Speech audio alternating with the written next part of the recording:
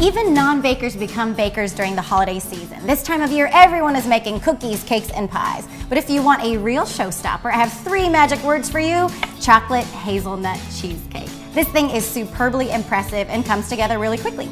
So for the crust, we have to have crust for a good cheesecake. I'm actually using granola. So I have 1 cup of this double chocolate crunch granola. And this is from ALDI's Live G-Free line, which happens to be their gluten-free line. So this goes into a food processor, and then give it a whirl. Okay, once you have some good granola dust, we're going to add 3 tablespoons of melted butter, and then give it a whirl again, just to hold everything together.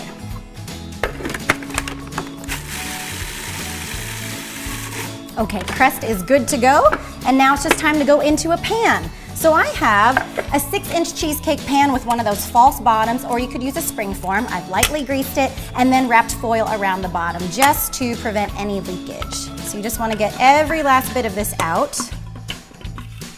And then we're just going to pat this crust down in the bottom of our cheesecake pan. Okay, our crust is packed down. I can see so much texture down there. It'll be nice and crunchy. Oven is set to 350, and this just goes in for 5 minutes to get nice and crunchy. Now it is time to make batter. Because we're going into the food processor, it can all go in cold, and it can all go in at once. So 2 nice big blocks of cream cheese. And then we need a little bit of salt, a 1/4 teaspoon, and then 1/2 cup of sugar. We're going to add the sweetness in another form. We are using 1 whole jar of this hazelnut spread. I adore this stuff. Everybody loves this stuff. And this is what is going to give our cheesecake that great hazelnut flavor. So the whole thing goes in. And this is ordinarily kind of a splurge buy for me, but at Aldi it's really inexpensive. And then we also need a couple eggs. 2 eggs, just to lighten up our cheesecake a little bit. And then the last thing that goes in is just a little bit of sour cream, just a 1/4 cup. So now we're just going to blend it all together.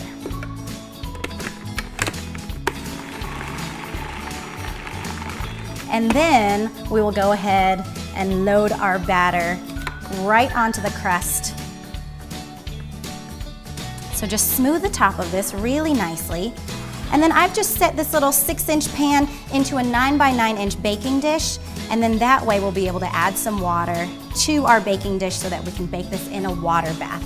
So into the oven we go.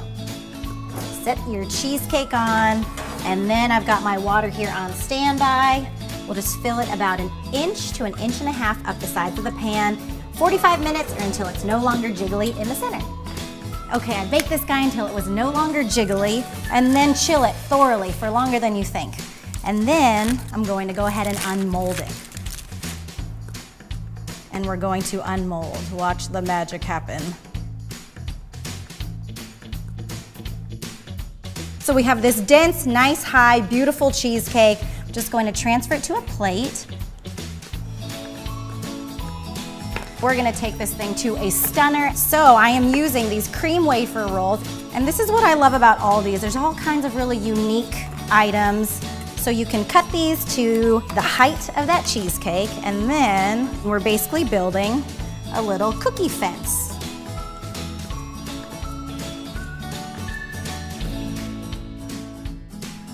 So what I do after this then is get just a length of raffia. I'm just using Kraft raffia today, and this will make sure all these little guys stay nice and snug on our cheesecake. We are going to garnish it with more chocolatey things.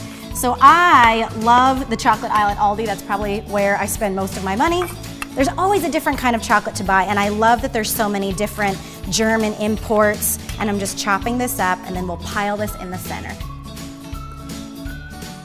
This might be the prettiest cheesecake I've ever made, but the cookie garnish and this particular chocolate bar does have wheat in it. So if you wanted to keep this recipe gluten-free, what you could do is make minis. So the crust doesn't have any gluten, neither does the cheesecake batter. So you can make the crust just like I did it, press it into mini cheesecake pans, and then use half the batter. So cut the batter recipe in half, and then just garnish it with a bar that's just made of chocolate and nuts. And then you have something for your guests who are on a gluten-free diet. And Aldi's exclusive gluten-free line, Live G-Free, actually makes holiday entertaining really easy for people who have dietary restrictions. So there's all kinds of great ideas like gluten-free baking or this beautiful holiday dessert on Aldi's website, aldi.us, or like Aldi on Facebook.